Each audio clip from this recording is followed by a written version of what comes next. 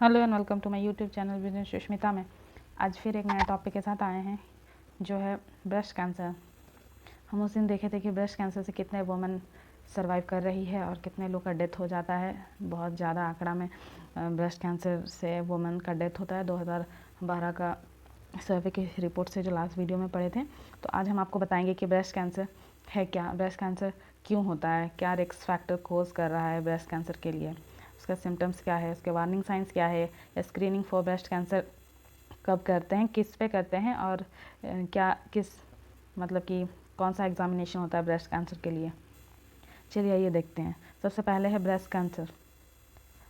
अब देख सकते हैं breast cancer is a disease in which cell in a breast cell in the breast grow out of control. These are the different kind of breast cancer. This kind of breast cancer depend on which cell in the breast turns into cancer.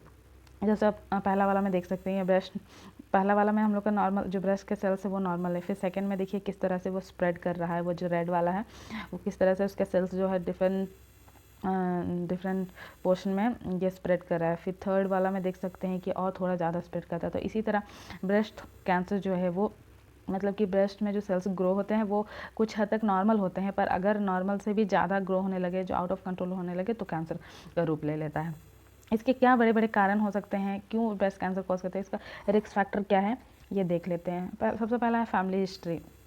Family history इसका मतलब है कि family में belong कर रहा है, मेरे mummy को होगा या किन्हीं और के मम्मी को होगा, तो उनके घर पे उनके बच्चे को होता है। ज़रूरी नहीं है, पर फैमिली हिस्ट्री मैटर करता है सबसे पहले। नेक्स्ट है early onset of menstrual period before age of 12 year. इसका मतलब है कि सबसे पहले बार जो मेंस्ट्रुअल पीरियड होता है, जिसको मेनार्की बोलते हैं, बिफोर 12 ईयर ऑफ एज जिनको होता है, उनमें भी चांसेस होता है कि ब्रेस्ट कैंसर डेवलप हो सके।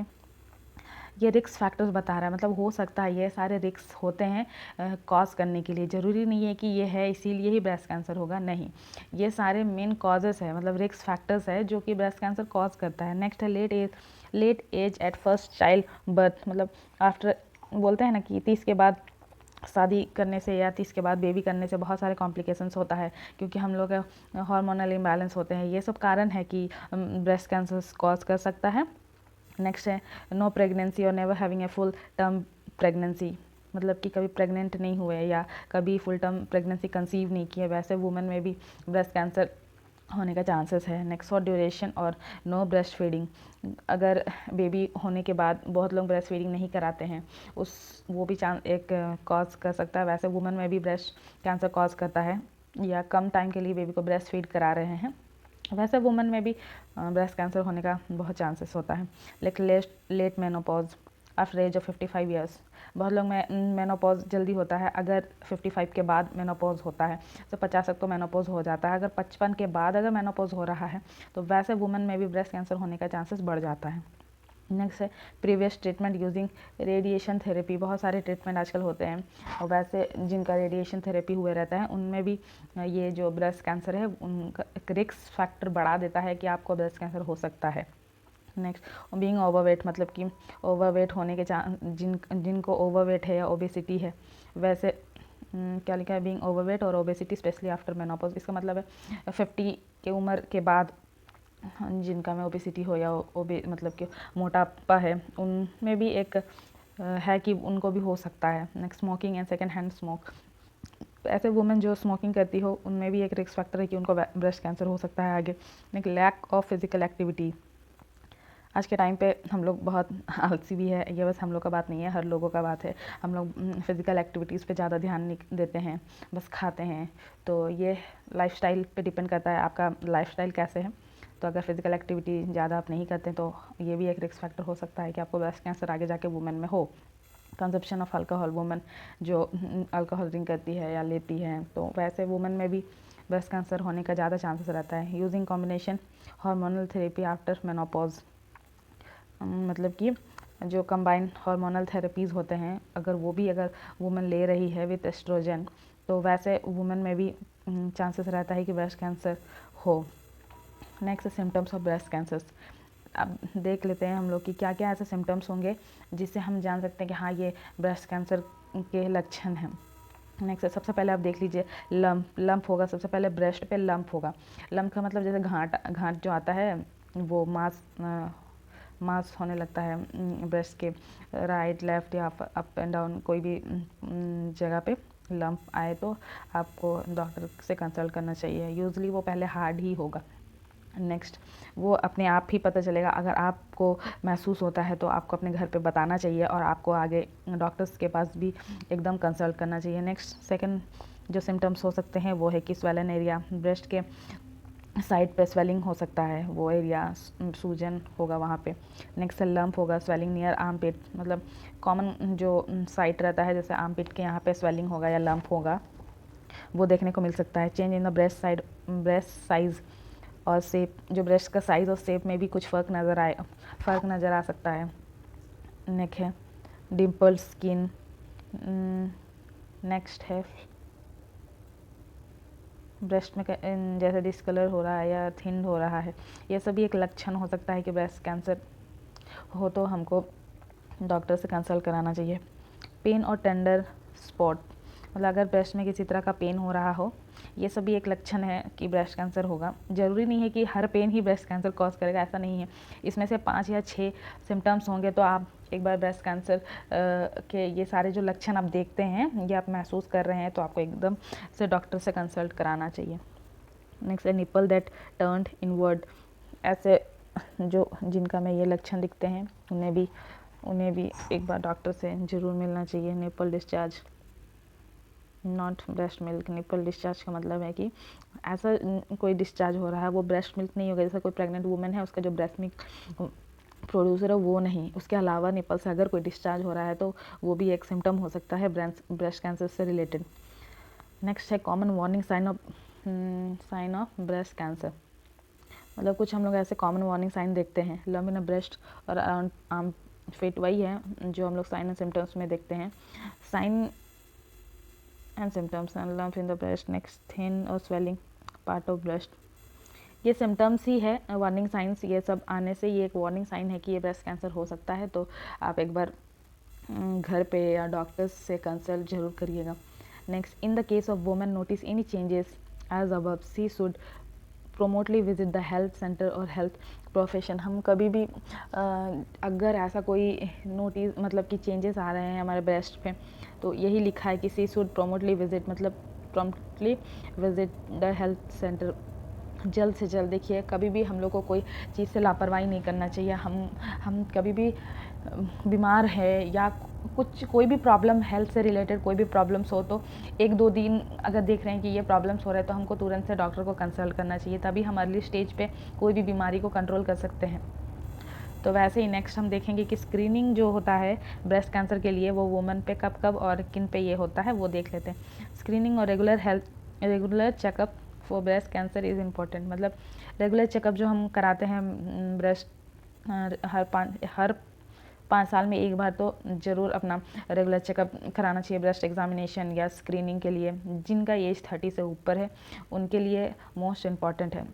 नेक्स्ट पॉइंट देख सकते हैं कि women who are 30 years of age and above should be screened by a train provider at least once in a 5 year. यही बोल रहा है कि जिसका उम्र 30 से ज़्यादा है या 30 है, उसको ट्रेंड प्रोवाइडर, मतलब जो लोग स्किल्ड होती है, जो ट्रेंड होते हैं, जैसे MBBS डॉक्टर्स हैं या गायनोकोलॉजिस्ट इसी में आते हैं, उसके अलावा भी जो ट्रेंड NM होते हैं या नर्सिंग स्टाफ्स होते हैं, उनसे एटलीस्ट 5 साल में एक बार स्क्रीनिंग ज़रूर कराना चाहिए अपने नियरेस्ट हेल्थ सेंटर में जाके। Women should be educated about the warning sign and symptom of breast cancer. इसका मतलब है जो हमारे यहाँ स्क्रीनिंग के लिए विजिट कर रही है, ऐसा नहीं है कि जो वुमेन खाली ब्रेस्ट कैंसर के लिए आई है या उसको ब्रेस्ट में प्रॉब्लम है, ऐसा वुमेन पे नहीं। कोई भी ऐसा वुमेन अगर आपके क्लिनिक पे आती है तो एज अ हेल्थ प्रोवाइडर हमको 30 ईयर्स से ऊपर जो भी वुमेन होगी उसको एकदम एजुकेट करना है।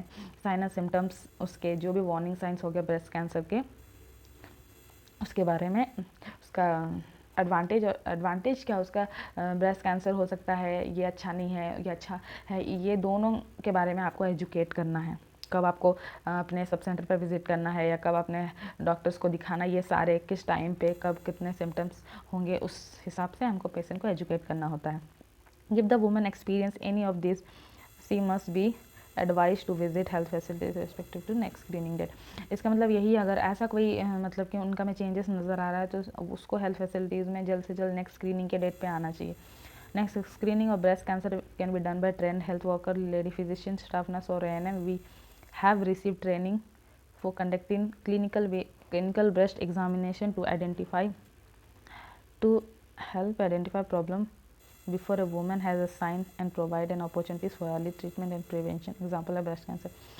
यही है, अगर हम स्क्रीनिंग कर रहे हैं या स्क्रीनिंग कराने के लिए कोई वुमेन आई है, हमको ट्रेंड हेल्थ वर्कर से ही कराना चाहिए, एकदम कराना चाहिए नहीं, वहाँ पे जो ट्रेंड है उसी को करना चाहिए। क्लिनिकल, इसको बोलते हैं क्लिनिकल ब्रेस्ट एग्जामिनेशन, जिसको हम एग्जामिन करते हैं उसको हम बोलते हैं कि क्लिनिकल ब्रेस्ट एग्जामिनेशन। वो वुमेन को मतलब करते हैं to identify problems, breast cancer को एग्जामिन करने के लिए हम CBE यूज़ करते हैं।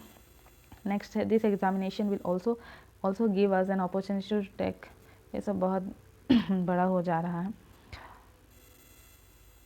इफ़ एनी एबनॉर्मल मतलब कि अगर हम क्लिनिकल ब्रेस्ट एग्जामिनेशन किए और उसमें हमको कोई भी एबनॉर्मल फाइंडिंग्स आता है तो हमको वुमेन को रेफ़र करना है। जैसे हम सब सेंटर पे होंगे, कोई भी हेल्थ वर्कर्स जो सब सेंटर पे होंगे और उनके यहाँ पे ऐसा कोई वुमेन आई है और उनको कोई ऐसा एबनॉर्मल फाइंडिंग्स मिला है, तो फिर अगर उनके यहाँ सुविधा है तो ठीक है, अगर वहाँ पे डॉक्टर्स है अवेलेबल है तो ठीक है, नहीं तो उसको रेफ़र करना है जहाँ पे मेडिकल ऑफिसर या सर्जन्स होते हैं, जैसे CHC हो, डिस्ट्रिक्ट हॉस्पिटल हो, यहाँ पे फर्दर इन्वेस्टिगेशन के लिए, ताकि जल्दी से जल्दी इन्वेस्टिगेशन हो पाए और मैनेजमेंट भी उसका जल्दी होगा। Next, women should also be taught to undertake breast self examination. इसमें बता रहा है कि हमको वुमेन को ये भी बताना होता है कि आप अपने से, मतलब कि ब्रेस्ट सेल्फ एग्जामिनेशन, आप मिरर के फ्रंट पे खड़े हो जाइए और आपको अगर वैसे कोई चेंजेस नज़र आता है तो आप खुद का self examination, breast self examination कर सकते हैं। अगर आप क्लिनिकली अब नहीं जाना चाहते हैं, हॉस्पिटल नहीं जाना चाहते कोई, तो 5 साल में एक बार आप अपने आप को अगर 30 से ज़्यादा उम्र वाली लेडीज़ जो है वो लोग खुद ब्रेस्ट सेल्फ एग्जामिनेशन कर सकती है। अगर उसी पे कोई भी चेंजेस नज़र आता है तो अब जल्द से जल्द अपना नियरेस्ट हेल्थ फैसिलिटीज़ में डॉक्टर से संपर्क करें। Next, it is best to examine the breast 7 to 10 days after the first day of menstrual period. इसका मतलब ये बोल रहा है कि सबसे बेस्ट जो टाइमिंग होता है ब्रेस्ट एग्जामिनेशन करने का वुमेन में, वो है 7 से 10 दिन बाद, जब क्या बोलता है 7 to 10 days after the first day of menstrual period, मतलब 7 से 10 दिन के बाद जब आपका पीरियड स्टार्ट होता है तब। Next, breast should be examine every month even after menstrual bleeding has stop. अब डिपेंड करता है, अगर हमको ऐसा कोई चेंजेस नज़र आ रहे हैं या नहीं भी नज़र आ रहे हैं, तो ये डिपेंड करता है हर वुमन पे या हर लड़कियों पे कि वो अपना ब्रेस्ट खुद हर महीना हमेशा आफ्टर ब्लीडिंग स्टॉप वो ब्रेस्ट एग्जामिन कर सकती है। नेक्स्ट है last, forever if not menstruating pick the same day. अगर ऐसा कोई पीरियड्स नहीं हो रहा है तो आप खुद, जैसे आज 1 तारीख है, एक तारीख है तो नेक्स्ट मंथ का 1 तारीख को आप खुद का सेल्फ एग्जामिनेशन कर सकते हैं, इस तरह एनी चेंजेस कि कोई चेंजेस है कि नहीं। यही है ब्रेस्ट कैंसर आज का जो टॉपिक है, यहीं तक हम कंप्लीट करते हैं। अगर इसी तरह का कोई भी वीडियोस आपको चाहिए या कोई नोट्स चाहिए नर्सिंग रिलेटेड नोट्स, तो आप हमें कमेंट पे लिख सकते हैं और लाइक ज़रूर कर दीजिएगा। 1 लाइक से ऐसे भी कुछ होगा नहीं, तो आप प्लीज़ मेरे लाइक करिए ताकि मुझे भी और मोटिवेट हम भी हो आपके लाइक्स और कमेंट से, तो हम आगे भी और इस तरह का वीडियोस बनाएंगे। Thank you guys.